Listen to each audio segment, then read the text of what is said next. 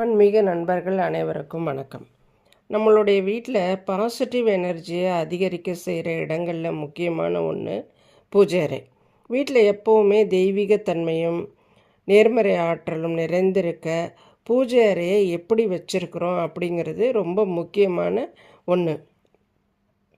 நம்முடைய பூஜை அறையில் எத்தனையோ விதமான சுவாமி படங்கள், சிலைகள் உள்ளிட்ட பலவும் இருக்கும். இதுலேயும் நம்மளுடைய இஷ்ட தெய்வங்கள் சொல்லிட்டு பலவும் வச்சுருக்கோம்.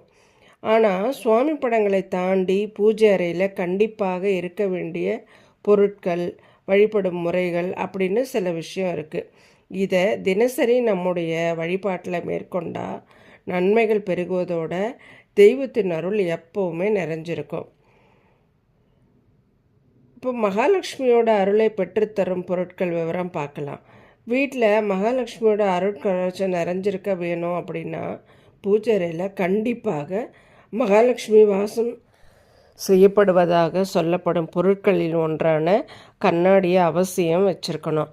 இதுக்கு தினமும் பூஜை செய்யும்போது தீபதூப ஆராதனை காட்ட வேண்டும்.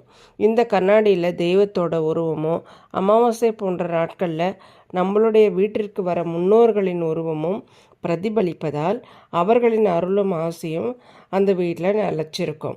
அதே மாதிரி பூஜை அறையில் எவ்வளவு விலை உயர்ந்த தங்கம், வெள்ளி போன்ற பொருட்களாலான விளக்கு, விலை உயர்ந்த குத்து விளக்கு இருந்தாலும் அவசியம் ஒரே ஒரு மண்ணகல் விளக்காவது ஏற்றி வைத்து வழிபட வேண்டும்.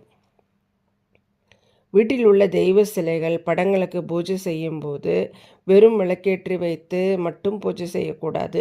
கண்டிப்பாக ஏதாவது நெய்வேத்தியம் படைத்து தான் பூஜை செய்ய வேண்டும். நெய்வேத்தியமாக தினம் ஒரு உணவு சமைத்து படைக்க முடியவில்லை என்றாலும் சிறிது கற்கண்டாவது வைத்து பூஜை செய்ய வேண்டும். சுவாமி படங்களுக்கு முன் ஒரு சின்ன கிண்ணத்தில் அரிசி, பருப்பு ஆகிய மங்கள பொருட்களை நிரப்பி வச்சு பூஜை செய்கிறது சிறப்பு. குறிப்பாக விநாயகரின் படத்திற்கு அருகில் எப்போதும் சின்ன கிண்ணத்தில் அரிசி வச்சுருக்கணும்.